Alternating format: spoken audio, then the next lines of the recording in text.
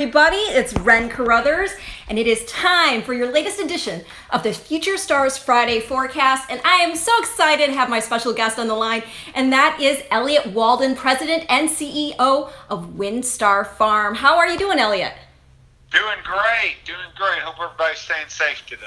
Absolutely, and thank you so much for joining us. I mean, it's 7 o'clock out there in the bluegrass on the East Coast, 4 o'clock here, so I appreciate if this is going to be eating into your dinner time, but it certainly helps to keep everybody entertained during this lockdown, so I appreciate you coming on. It's an honor. Well, it's an honor to have you on the line. What an illustrious career. I mean, you're already, a leading trainer in the bluegrass, and then you went ahead and you shifted gears. You're from a family of horsemen, so I guess this has just always been in the cards for you to be so heavily involved with the thoroughbred breed. But you went ahead and you joined WinStar, and, what an operation this has turned out to be, because we're talking about in Kentucky, you've got farms spanning back, like, for example, I was just talking to Walker Hancock last week, and Claiborne spanning back to 1910 there in Kentucky. WinStar is relatively new, but dear goodness, what success you have all had. What do you attribute that to? A lot of good fortune, a great owner. We've been blessed for sure, and it starts with the owner, Mr. Trout, and a lot of dedicated people. He loves the farm. He comes up here about once every 10 days and drives around the farm and just loves to be on the farm. And then, all the people we've had that work here, 175 strong, are extremely dedicated. They care about the horses. They care about raising the best horse that we possibly can, and it makes for an exciting event. Well, I'll tell you, anytime I've seen Mr. Trout at the track, he always has a big smile on his face, and why wouldn't you, with the success, again, that WinStar has had? I mean, this is home to so many illustrious stars, and it's really a one-stop shop. I mean, full-service facility. Not only do you have the breeding side of it, but you have the training side of it. And you have trained Eclipse champions, Honor Code, Forever Unbridled. I mean, Forever Unbridled won the 2017 Distaff. This is a Breeders' Cup show, so we got to give love to the Breeders' Cup winners in particular. Songbird, who, I mean, my gosh, what a career she had, winning the Juvenile Fillies in 2015, and then that exciting photo finish with Beholder in the Distaff in 2016. You guys trained Stellar Wind, Uncle Mo, 2010's Eclipse champion 2-year-old who won the juvenile of that year. But also, you've got your Taurus there, who is a son of Tiznow. And we'll get to Taurus in a bit because, my goodness, what did he do in the Breeders' Cup? It was very exciting. But additionally, Drosselmeyer won the 2011 Classic, and Little Mike, who, by the way, I actually bet that day, and I got a nice return, who won the 2012 Breeders' Cup Distaff. Turf, rather. What am I saying? But, that being all said, in addition to this, you have just had so much success in the Breeders' Cup with a horse who he himself did not run in that, and that is More Than Ready, who tops the roster there. I mean, this is a horse who has 7 Breeders' Cup wins via progeny in the Breeders' Cup, and 6 of those being individual winners. The only other horse who has 6 individual Breeders' Cup champions is the late Unbridled Song. More Than Ready, represented by More Than Real, Pluck, Regally Ready, Roy H., 2-time sprint winner, Rushing Fall, Juvenile Fillies Turf, and Uni, who this past edition just won the Turf 2019, or the Mile rather, in 2019. But he's also the Damsire Structor, who won the Breeders' Cup Juvenile Turf. So what a career he's had at stud. Oh, it's just been amazing. He's an amazing horse, and he's still going strong. I get a report each Friday that looks at our stallions' fertility. And he is number 2 on our roster of 20. And he has got 89% of his mares in foal to date. And it's just incredible. Yeah. He shuttles, to Australia. He's done that. He's made more cross Pacific trips than any horse in history. I think he's taken 38 different plane rides to and from Australia. And to mention his Breeders' Cup win as a sire, it's incredible. He is just an amazing horse. My gosh, what is he, 23? Yes. Yeah, that's incredible. 200 additionals, 28 Grade 1 winners, and 200 stakes winners. He's just a phenomenal horse. 11 champions on 4 different continents. I mean, yeah, he's amazing. He really is, and he himself. Let's not give him due credit. He was a great racehorse himself. I mean, 5-time winner at 2 years old. Absolutely was. Todd put Todd Pletcher on the map, and he was one of Todd's first big horses, and he's just been Jim Scatorcio when he raced, and he just he told me once that this horse is given to everybody that he's ever been around, and he's such a giving horse, and he's a special horse. Well, when you were talking about the 202 black type winners, you've got a great bullet point there on the site talking about how that puts him as the number 4 sire of black type winners in history, with only Danehill, Sadler's Wells, and Galileo having more. That's it's amazing. Yeah, amazing. And also, one of the things you're gonna love about him, and this is something we'll bring back up when we talk about Yoshida, is he brings in the Halo line. And I mean, being by Southern Halo, he's out of Woodman's Girl. He's from the female family. Right there on the catalog page, you can see female family of Breeders' Cup filly and mare turf champion Stephanie's Kitten. But beyond that, I mean, this is a tail female family to La Troyenne. So one of the most prolific families you could ever hope to have. Very nice. He's just a cool horse. We love him. Well, gotta love, again, just all the success he's had in our Breeders' Cup races. But another horse you have there on the roster, Breeders' Cup champion himself, and that is Speightstown. Won the 2004 Sprint, Eclipse Champion honors as well.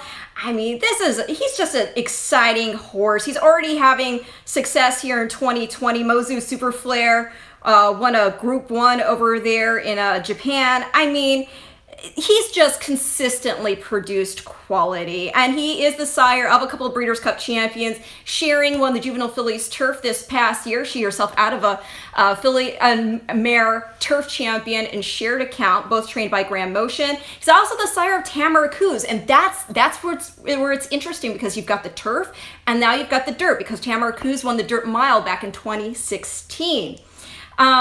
And he's turned into a sire of sires. I mean, we're seeing all the success that Munnings is having as of late. Yes. And, now you've got Speightster there on the roster as well, who's going to have his progeny debuting this year. You must be super excited, not only with the Speightstown connection there, but Speightster himself, he looks like his sire. I mean, it's really remarkable just how he's been stamped. But he comes from a prolific family himself. Can you tell our public about him? Yeah, we're very excited about Speightster's progeny, and Speightstown's been another one that has just been an incredible stallion for us, and was a great Breeders' Cup Sprint winner, and did it at the age of 6. Yeah. A lot of people, a lot of horses don't do that, and to go to stud at age 7. Is pretty cool in and of itself, and for sure. We are excited about Speightster. We hope he's the heir apparent, and Speightstown's off to a great start as well this year with Charlatan and the other horses you mentioned. So he like More Than Ready, extremely consistent. The thing I love about Speightstown and More Than Ready and Distorted Humor are that if they're not a Grade 1 winner, they're a Grade 2 winner. If they're not a Grade 2 winner, they're a Grade 3 winner. They don't miss often, and they find their level. Not all of them are great horses, but they all find a level that they are competitive, and they try, and they're sound, and some stallions aren't that way. Some stallions will give you a brilliant horse, but then a lot of slow ones. Yeah. Speightstown, More Than Ready, and Distorted Humor, they will get you there on a Saturday afternoon, but they'll also be able to compete at whatever level that they're accomplished for. Well, one of the things that I also love and appreciate about Speightstown, he by Gone West. I love the balance in his pedigree of Secretariat. I tell everybody I'm a huge Secretariat fan. Secretariat's my favorite horse of all time, and I think he's underrated in terms of what he did in terms of the genetic pool. I mean, my gosh, this is a horse. No question. Yeah, he didn't recreate himself, but he has put in so much influence, especially through his daughters, like Weekend Surprise. Female line, yeah. Yeah, exactly. And in Speightstown case, he's by Gone West. Gone West's dam is Secret Town, who's a daughter of Secretariat. And then Speightstown's mom, Silken Cat, she herself, what a great horse, right? Champion 2-year-old filly in Canada. She's by Stormcat, who, there again, I mean, you're out of a daughter of Secretariat in Terlingua. The fabulous Terlingua. It's just, he's always had a great pedigree, so it's no surprise that he's had such success at stud. And you did mention a horse that's super exciting, and that is Charlatan. What can you tell us about this horse and the reports you hear? I mean, I know you don't own, but still, I mean, you've got that connection. No, we bid on him almost, I can't remember if we were the direct underbidder or close, but we loved him as a yearling. I know John Moynihan loved him with Stone Street. They bred him, and we actually bought 3 Speightstowns that year trying to get a stallion. We have one that we're excited about with Rudolph Brissett named Extraordinary. Oh, okay. He's run twice, and he won at Gulfstream about a month ago. And but Charlatan's doing very well. Obviously, I think he's trying to get in the Arkansas Derby, and he's a very, very talented horse. He's got a name that kind of writes its own headlines, right? Like, Charlatan is the real deal. That's right. That's right. Things of that nature. But again, Speightstown, gotta love him. Another, just because I am a petty geek, one of the things I also do love about this horse is his female family. I mean, it extends to Hall of Famer it includes Hall of Famer Hill Prince, as well as First Landing, and First Landing went ahead and sired Riva Ridge. So you already knew that, I mean, this is a sire pedigree. It's just exciting to also see that bear out. And again, Speightstown, I'm hearing a lot of hype about those 2-year-olds. He was an exciting racehorse himself. He won that Dwyer Stakes by 2.5 lengths. And that was over a Breeders' Cup champion who was Texas Red, who won the juvenile. Yes, 2-year-old champion and Breeders' Cup champion. Yeah. And, we're really excited about him. He's a family of smart stock. Yes. And he's out of a Danzig mare named Dan Swiftly. And so we're super excited about Speightster and just can't wait to get these races started to run. I know. So we can see some of these 2-year-olds come out. I know. We're going to get to that too. I just want to make sure we hit the studs first. But yeah, I mean, there's definitely implications, and we're all waiting on, to find out what's going to happen regarding getting the 2-year-old season more underway and what we can expect with the horses getting black type and pointing into their 3-year-old seasons. But what you're talking about with Speightster, I mean, Dan Swiftly by Danzig, full sister to Hall of Famer and Canadian Triple Crown champion Dance Smartly. So again, gotta love that pedigree. Now another father-son duo you have over there at WinStar, very exciting. Of course, Tiznow and Taurus. Tiznow, the only horse to have ever won the Breeders' Cup Classic twice. And he, I believe, like More Than Ready, is 23 years old. And yes. I got to tell you, I was out there at the farm last spring. He looks amazing. You would have no idea how old this horse was. His flesh is just so beautiful. The bone on this horse, the way he carries himself. I mean, there's nothing's been lost with age. No, he's so neat. And the neat thing about Tiznow, he is our most probably celebrated stallion. Yeah. We get birthday cards, we get Christmas cards, we get all kinds of Valentine's Day cards for Tiznow. He has a lot of fans from his success at the Breeders' Cup, 2000 and 2001, and it was very nice to see. He sired Folklore in his first crop, and then we, to us have Tourist was a really exciting Breeders' Cup Mile that we had in 16 when he beat Tepin. Yes. Running a mile and 31 and change. That's fastest insane. Mile ever recorded. So yeah, just really exciting to see him. Tourist has got 2-year-olds as well, so we're looking forward to seeing them as well. Yes, no, it's so exciting, and like you're talking about with the Tiznow having so much of the he still is a fan favorite for a number of reasons. Obviously just being talented, period. People get attracted to that, but also he really.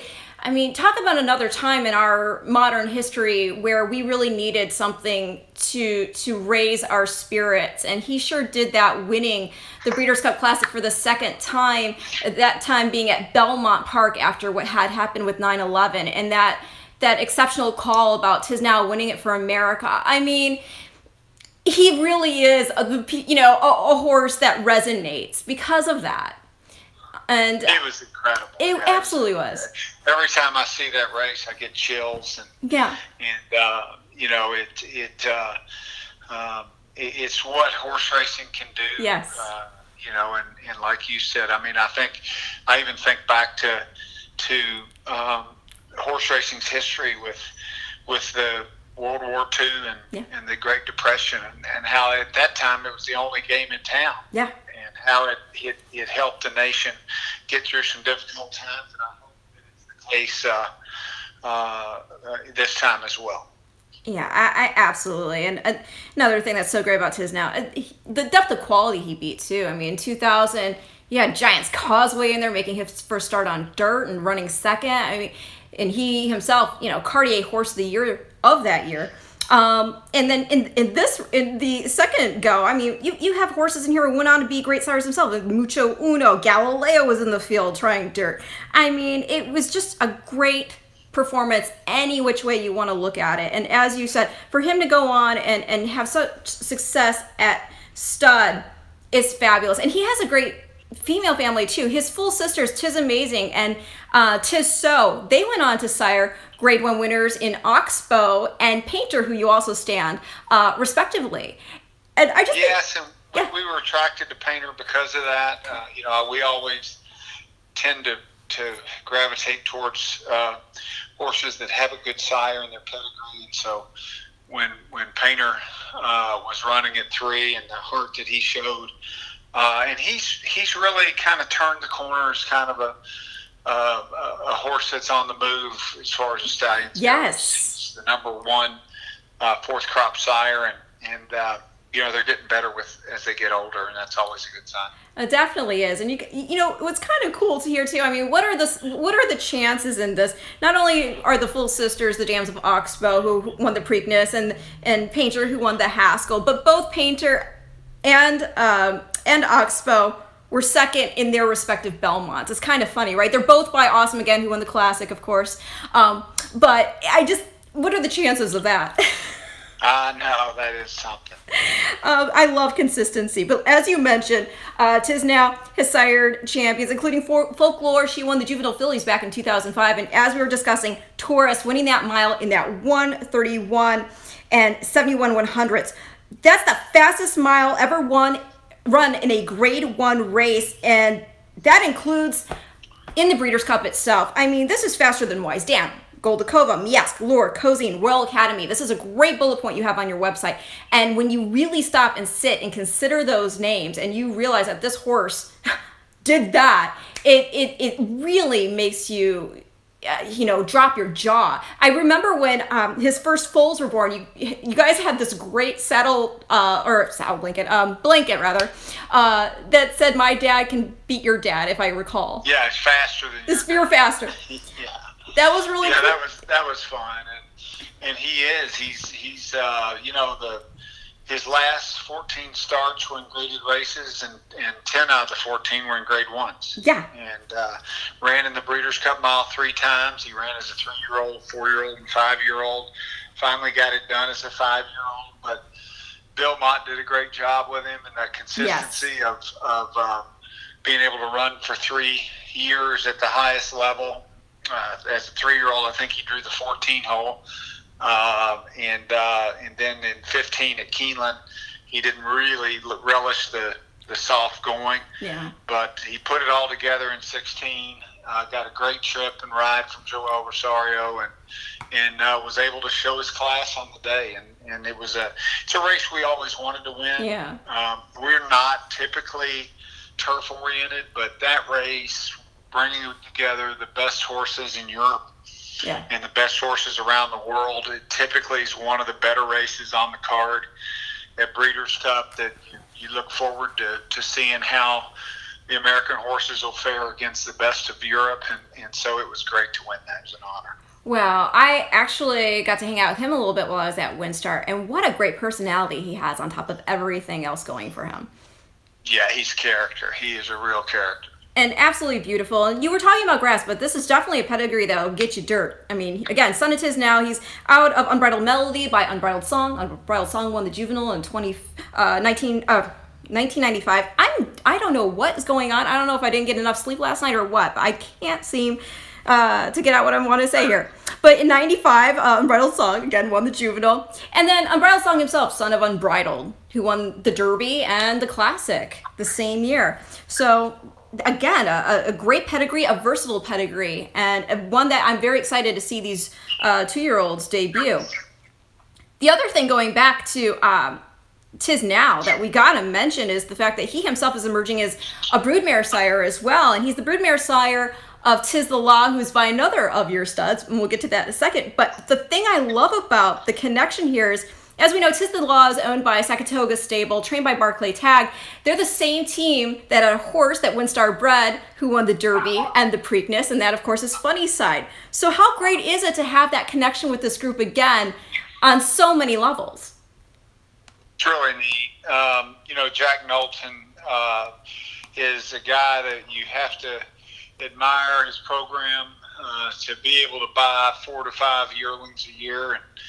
And he told me himself, he said, Elliott, I never dreamed to win the Derby the first time, and much less be in this position again. I never thought it would happen.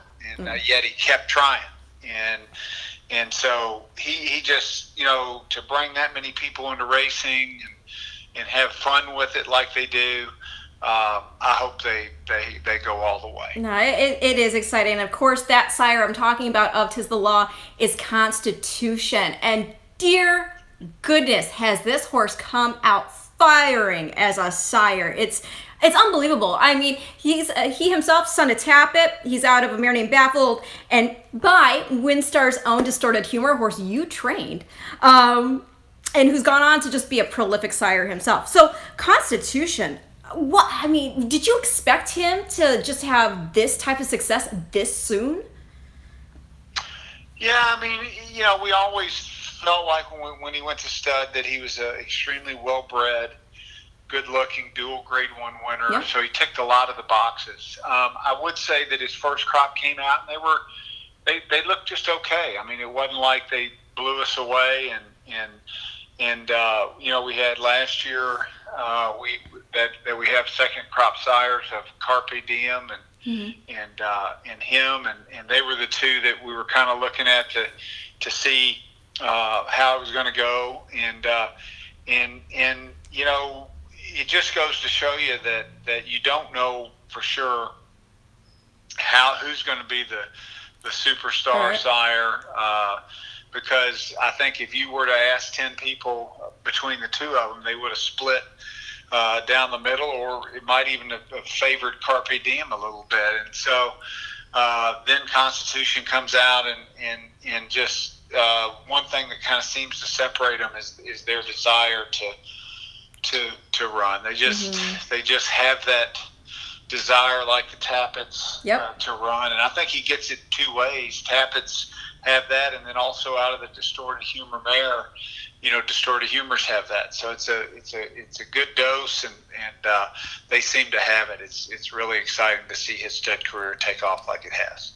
Definitely, and it's also fun to see the consistency. Constitution himself, one of those Grade 1 wins you're talking about, is the Florida Derby. So it's always fun to see a son go ahead and honor his father by taking the same race. But you also have Independence Hall.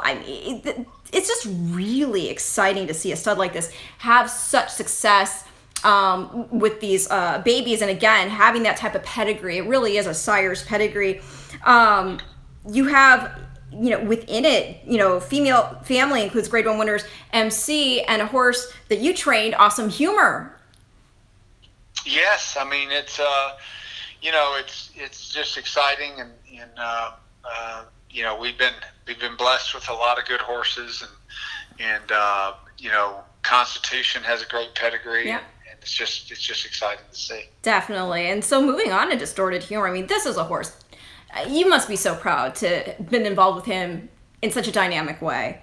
I mean, so many levels, from training him to being at the farm here with him, and watching him start out at 12.5 and end up going to a stud fee of $300,000. Being the number 1 sire during that time, and then to have a long career. When I see him in the stud barn, I look at him and say thank you. Oh. Because he's done so much for the farm. He's done so much for me personally, and he's another one that just gives and gives and gives, and does his job great no matter what he's doing. Extremely talented racehorse, extremely fast. Yep. And has continued in the stud barn, which a lot of them don't. So he's been a real joy. And you gotta love that he's had not only the success as a sire with he's the sire funny side who we were just talking about, just a number of grade 1 winners. We could go on with that list, but also as a broodmare sire. I mean, people shouldn't forget he's the broodmare sire of Arrogate. I mean, that Dubai World Cup performance and the Travers before that. I mean, those are some of the most exciting shows of talent we've seen, in recent years. And he's that broodmare sire. It elates. Practical Joke, yeah. And New Money Honey, she won the Juvenile Fillies Turf, I believe. It's just, and again, as we just mentioned, Constitution. So gotta love Distorted Humor. But let's talk about a newcomer, a horse who joined your roster, and we're going to be looking forward to seeing his babies, and that's Always Dreaming, our Kentucky Derby champion of 2017. How exciting is this? Go ahead. How exciting is this to have a horse with this type of pedigree and who put in such a great performance, again, another Florida Derby winner here, who put in one of the fastest performances since Aladar in winning it. He himself by Bodemeister. Bodemeister is a son of Empire Maker. Empire Maker is a son of Unbridled. So you've got that great, stud line there.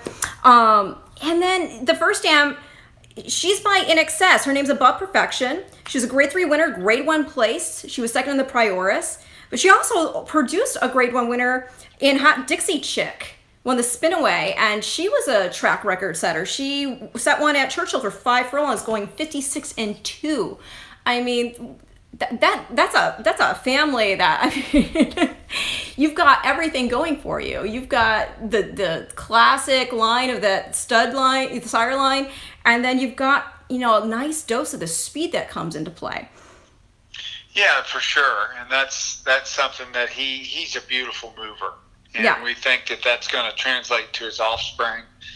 And we love the fact that he's out of Above Perfection and half to Hot Dixie Chick. Yeah. And, there's so much quality to this bottom side of his page, as well as the Unbridled line that you mentioned on the top. And we think that does well with Unbridled. We think that, Empire Maker and Unbridled, and they need that gas on the bottom to really excel. And so that's why he was a great racehorse. Mm-hmm. And we've tried to acquire Florida Derby winners. Audible is one as well, and Take Charge Indy. So we feel like it's a key race for being a stallion making race, and so Always Dreaming, when he was raced with Todd and Vinny Viola and Anthony Bonomo, and we felt like he was a horse that we wanted to stand, and so we were able to make a deal on it. And he ran a 1 1/8 miles in the Florida Derby in 47 and change. He's a real racehorse, and the end of his career didn't go as well he would hope, but the talent that he showed in those 2 races in the Derby and in the Florida Derby, hopefully will carry him off to a great stud career. Oh, definitely. And one of the things that I thought was also fun about the pedigree, going back to my Secretariat love, is that his second dam is by Something Fabulous. And for those of you who aren't familiar with Something Fabulous is was a half brother to Secretariat. Secretariat, of course, was by Bold Ruler, but Something Fabulous was by Northern Dancer. So you've got that going for you in there as well. It's a really exciting pedigree. It sure is. And so we can't wait. His babies are looking really good. We're hearing really good things. We're getting a lot of mares booked back to him. Oh, that's great. Because of the way the foals look. So I'm excited about that as well. Well, as you mentioned, you've got Audible too, son of Into Mischief. How's he doing? This is great. I mean, we've seen the sire power of Into Mischief and the female family that Into Mischief has. For those of you who've been living under a rock, Into Mischief is a half brother to Beholder, Mendelssohn, and he's just been producing talent left and right. So now you've got a son of him right there in the barn. Very excited about that, and a good-looking son. Yes. Beautiful horse. He's been the most popular stallion we've ever had go to stud, and we're looking forward to seeing his babies. He's a perfect citizen in everything that he's done as well, for all class. Yeah. And we're excited about that. And he was actually third to Justify in the Kentucky Derby. So. Thought we had the exacta. If you watch the race, I still think he was second. Well, we're gonna have. He nosed out Good Magic. Oh, I know, right? Photo came down, but yeah, he was. Justify was a couple lengths ahead, and then it was Good Magic and him in a nose photo for a second. Well, again, it goes without saying, but every stud you have there on the roster has a great female family. This one traces to Grade 1 winner Classy Kathy. Multiple Grade 1 winner. It's just a great lineage. And then you have Carpe Diem, as we discussed earlier. He's already had some success. I mean, he's by Giant's Causeway. He's out of an Unbridled Song there in Rebridled Dreams. She had already produced a number of stakes winners, JB's Thunder, Farrell, Doncaster Rover. How is he doing? He himself showed a lot of success, a lot of talent at 2 years old. He was second in the Breeders' Cup Juvenile in 2014. Before going on at 3 to run so well as well. Right. He started off slow. He was 10th leading sire as a juvenile last year in a very good crop, having American Fair Constitution, Liam's Map, and others. So, but the encouraging thing is he's now second now in his 3-year-olds. So, he's going the right direction, and they're starting to, with the more distance and throwing turf into the equation. Yeah, they're starting to come on. So we're cautiously optimistic about him at this point. No, it's great. And he himself, won the Bluegrass and the Tampa Bay Derby. And one of the points that I thought was really interesting that you guys have there on the website, I thought this was really cool. We just lost Shamar Dahl, and he and Shamar Dahl were the only Grade 1 winners at both 2 and 3 by Giant's Causeway. And he's Giant's Causeway's only on dirt. That's really interesting, I think. Yeah, it is. And Giant's Causeway's been a good sire of sires. So we'll see. Hopefully, he's got a lot of horses in the pipeline. And we've got a 2-year-old that we really like named Staten Island, who's by Carpe Diem, half-brother to Commissioner. Okay.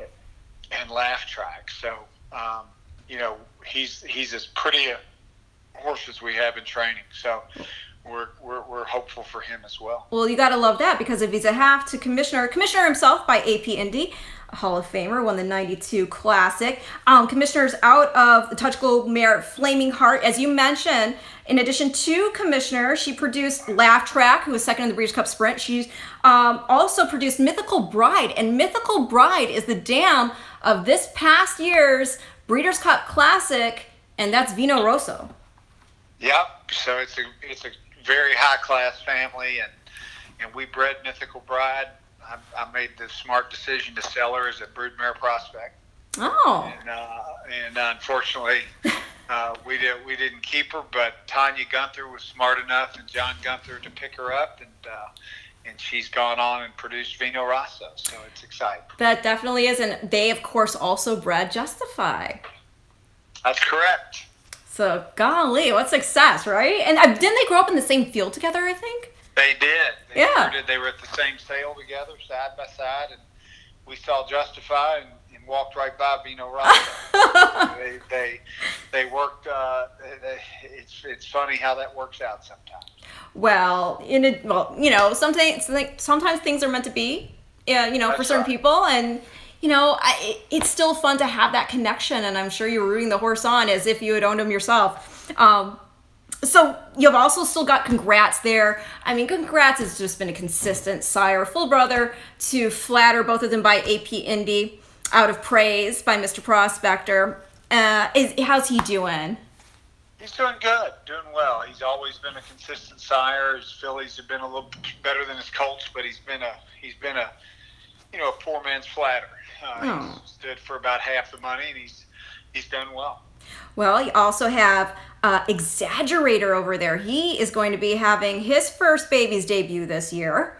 We're very excited. He has not had a runner yet either, and he was such a good 2-year-old and three-time Grade 1 winner by Curlin, and so we're excited to see what he can do. He just ran on anything, ran anywhere. Keith DeSormo did a fabulous job with him.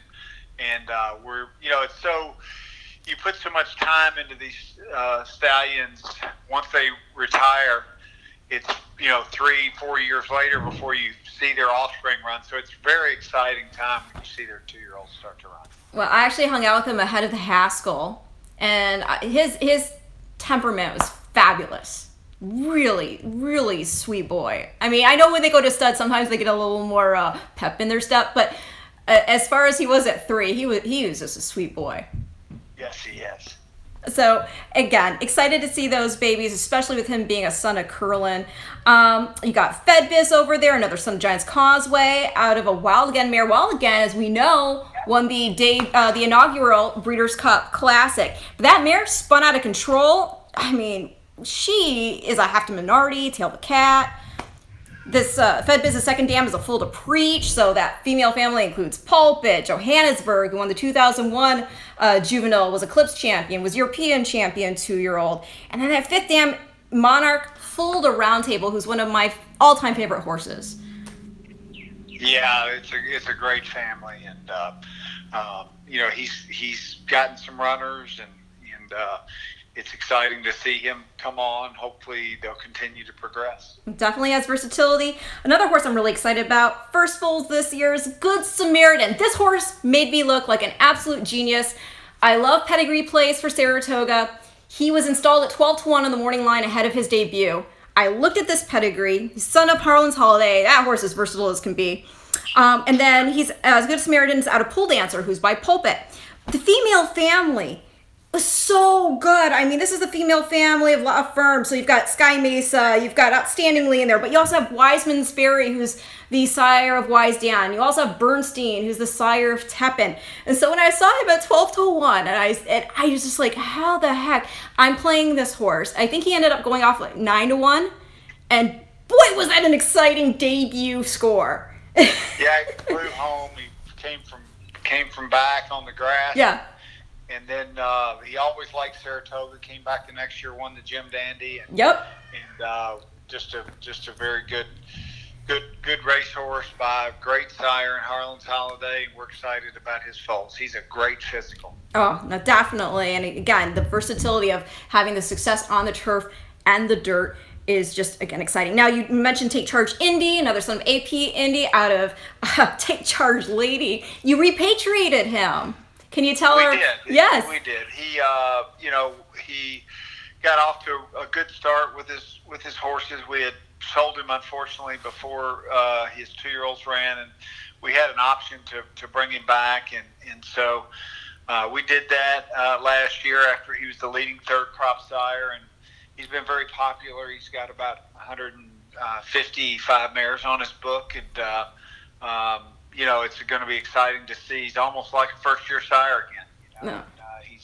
The interesting thing about him was that he had lost 1 pound between the time he left and the time he came back. That's it? Oh, wow. What a consistent in the flesh. God, I love it. That's exactly right. So that was kind of neat. No, that's great. It is neat to get him back, and great female family, and by sire of sires, APND. So we're very excited about him as well. Yeah, that's an exceptional female family. Take Charge Lady herself was a 3-time Grade 1 winner. She also produced Will Take Charge, who was second to Mucho Macho Man in the Classic, but he himself was Eclipse champion 3-year-old. And then she's also the Grand Dam of Take Charge Brandy, who won the Breeders' Cup Juvenile Fillies. So just a solid pedigree there. And then another horse I am super excited that you have, and you're getting his stud career on its way, and that is Yoshida. This is a horse who, I don't know, I feel so much excitement about, because not only is he beautiful, not only is he a Grade 1 winner on turf and dirt. I'm sorry. He's a Grade 1 winner on dirt. Yeah, no, both surfaces, because he won the Old Forester Turf Classic, and then he won the Woodward. So on both surfaces, you're talking about physicals. He's a beautiful physical. And you're bringing in, again, the Halo line. Well, we're bringing it in through, the Sunday Silence segment. That's what excites me. Yes. To bring that line back. And we went to Japan and bought him, and he was an $800,000 yearling. He's always been beautiful and a real character. He's just got a charisma about him that few horses have. And so we are excited about his versatility, about the Halo line, and he's got a really good book of mares. We're betting on him big, and we're excited about him. He's, again, you just look at him. I happened to be in the barn ahead of, I think it was the day before the Classic. Might have actually been a morning. I don't recall. But you're talking about presence. It's magnetic.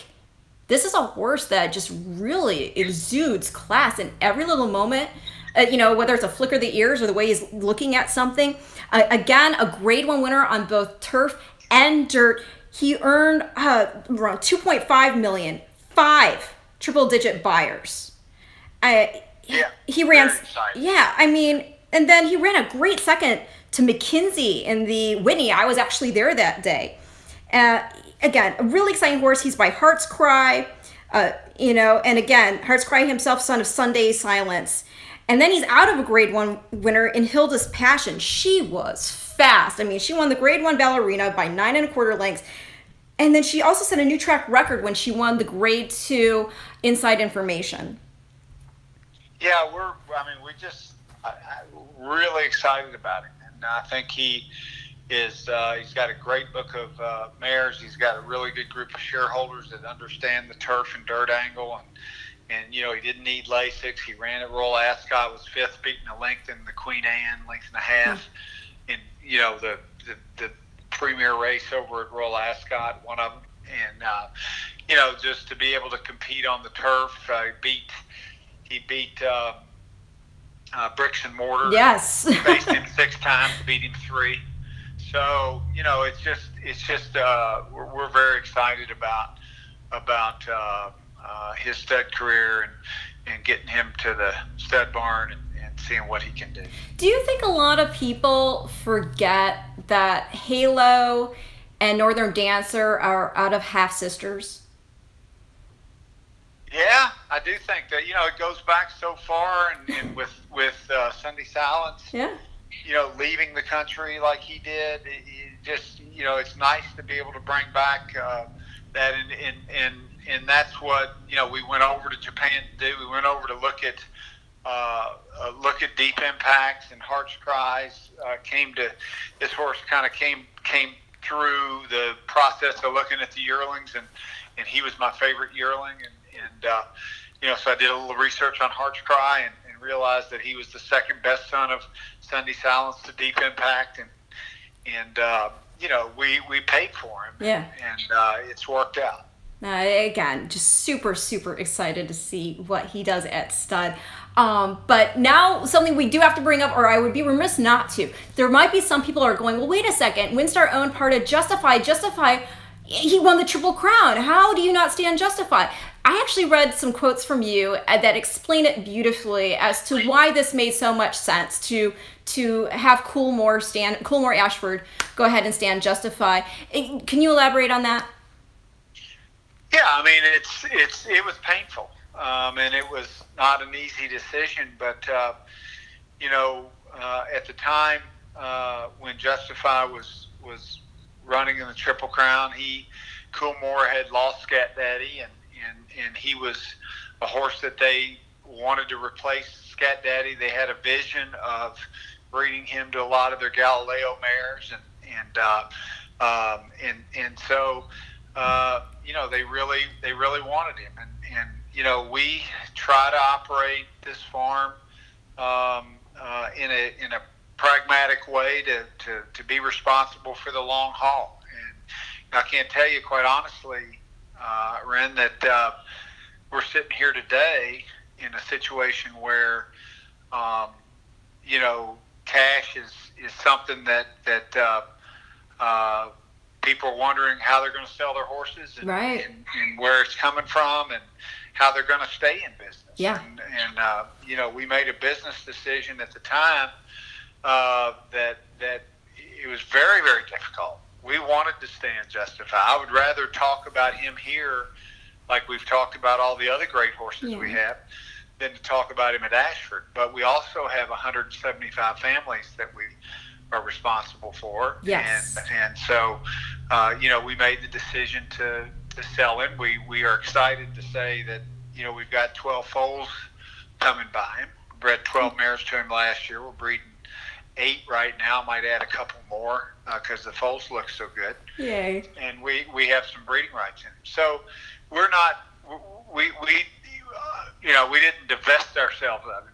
It just was a decision that we made responsibly, and we're super excited about his stud career, and we wish Ashford nothing but the best. They're first class, and we're excited. We're in it together with them as far as how many mares we're breeding, and to see what he can do as well. Well, he accomplished something we probably will never see again, going ahead, winning the Triple Crown, and doing it in a career that spanned 111 days. It's pretty incredible. Mind-boggling. He was a phenomenal racehorse. I think people don't give him quite the credit that he deserves because it was such a short span, and the fact that Ashford had bought him led to us. He got injured to where he was not going to make the Breeders' Cup. Unfortunately, he was going to need like 4 months off, and then he would have come back at 4. But the way the situation worked with Ashford, they chose not to bring him back. So it's unfortunate from that standpoint. We got the virtual Derby coming up in May 2nd, and it'll be interesting to see where people what people think about that. Oh, yes, undoubtedly. I do have to ask you this though, because you're part again, in ownership with Justify, trained by Bob Baffert. You win the Triple Crown, but you yourself, as a trainer with Victory Gallop, you stymied Bob from winning with Real Quiet. So was there any inside joking going on? Oh yeah. Bob was great through the whole thing, and he still trains for us. He's a fabulous trainer, and we joke about it all the time. And he would say, "This guy cost me another Triple Crown." It was. He's such a fun guy to work with, and works hard, knows his horses, and it's just exciting. It's very exciting to be a part with him of Justify. He was always so classy, and would make me feel a part of it, because he kind of understood the fact that I trained as well. And so he was just fantastic that way.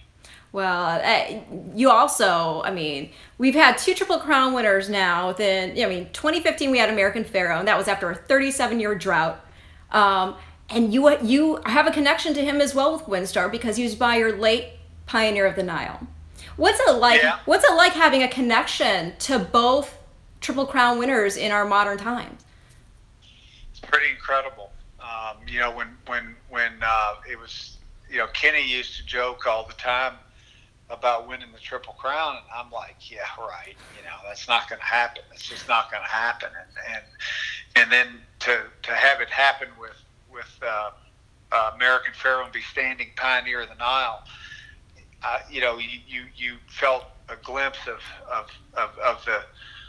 the greatness and history, being a part of history, and then to do it again with Justify, I just don't. No man deserves. We don't deserve it. Nobody. We're blessed.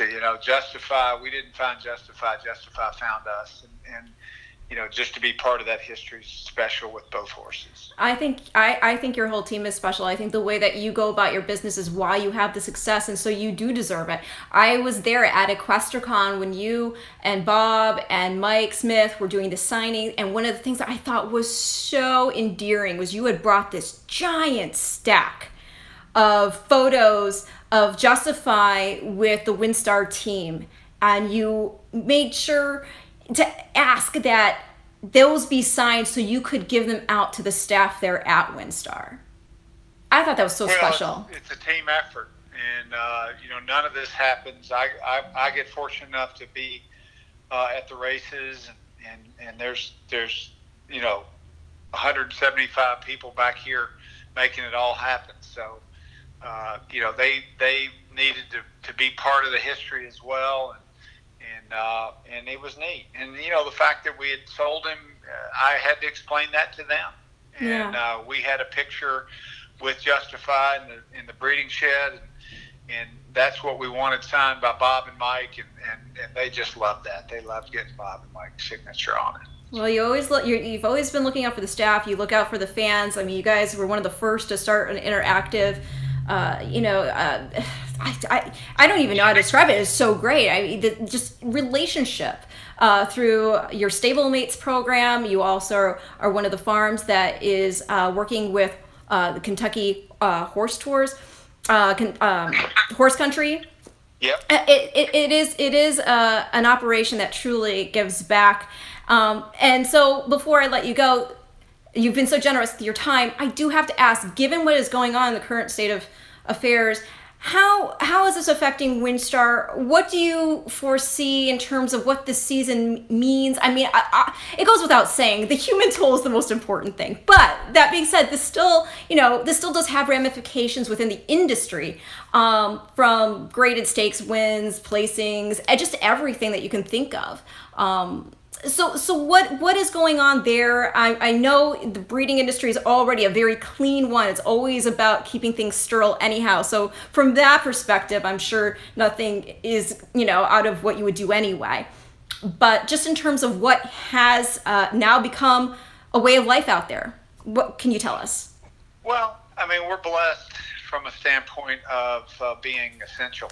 Yeah. And so, I get up and go to work every day just like everybody here. So from that standpoint, we haven't had to sit at home, and to do what you love it makes it even more special. Yeah. So, we're grateful for that, and grateful for the fact that we get to do something we love. We've been blessed the fact that nobody's gotten the COVID virus here. We've been able to maintain the breeding shed and training center. We've set protocols in place to try to keep everybody safe. There's a lot of fear. Yeah. And so, we've tried to my feeling on that is that fear is the opposite of faith. And I do believe that we will get through it. And I believe that God has a plan in it. And I've seen that. I've seen families come together. I've seen stories told about things that wouldn't have happened otherwise. So, there's good that comes out of tragic events, and so we choose to look at that side of it, and the thing that probably concerns me the most as far as this industry goes is the people that aren't like WinStar and don't have an owner that has plenty of means, yeah, and doesn't need the farm to survive. and you know, the neat thing about Mr. Trout, not to give him all the credit, but I said today, to Kenny, he was here today, and I said, Kenny, do we want to look at making any cuts? And he said no. Oh. No. And I knew that he would say it, and I wanted to give him the chance to say it. But, you know, because I wanted him to know that we do look at things responsibly. And so I said, do you think we should cut any payroll or make any? No, he said, no, I don't want to do that. And so, you know, we're blessed. We're in a different situation than a lot of people. And so, you know, my concern is for the little guys and that raise their 20 horses, and they got to sell them as yearlings to pay all their bills. And so, you know, I just hope that we can all pull together and band together to keep this great industry going. I gotta tell you, when you just spoke about the discussion you had with Mr. Trout today, that actually brought a tear to my eye. I mean, I can't imagine having to be in the position to ask a question. I know it's a necessary question to be asked at this point. And so just the fact that, you know, that, you know, he said no, and he's going to take care of, you know, his farm family. I mean, it's really a testament to understanding what that family does for him. You know, it just... Absolutely. Yeah. You're right. And he loves these guys. He loves going by the barn. He loves seeing the guys working and saying hello to them, talking to the night watchman. And you know, he loves driving the farm. And so it is truly his family. And he looks at it that way. Well, we are so thankful for operations like WinStar, who bring the class not only in the quality of their horses, which, by the way, one of your horses that you've bred is going to be making his 3-year-old debut, and that is Grade 1 winner 8 Rings in the Bachelor Stakes tomorrow at Oaklawn Park. Very exciting. Should we bet him? I don't know. He's training well. He's coming off a long layoff where he ran in the Breeders' Cup Juvenile, but Bob says he's doing well, and we actually have a tourist half-brother to him. It's a 2-year-old. Do you? Traveler. What's his name? Traveler. Like oh, okay. All right. Well, I'm looking forward to that. That's very exciting. You guys have always, you know, that's been the word I feel of this interview has been consistent. Consistent pedigrees, consistent horses, showing consistent class, and consistent leadership. Well, thank you so much. That all amounts to all the success you have, and we wish you so much more. I look forward to the next time I can see you in person. I look forward to the next time I can get out to WinStar. Beautiful, beautiful farm. And in the meantime, please continue to stay safe, stay healthy, and much love to all your family there at the farm. Same to everybody. Thank you, Ren. Thank you so much, Elliott. Bye-bye. That was my special guest for today, Elliott Walden, President and CEO of WinStar Farm. I'm so grateful to have had him on and so thankful to have you tune in and watch. I hope you all are staying safe and healthy, and I will see you here next week for the Future Stars Friday Forecast.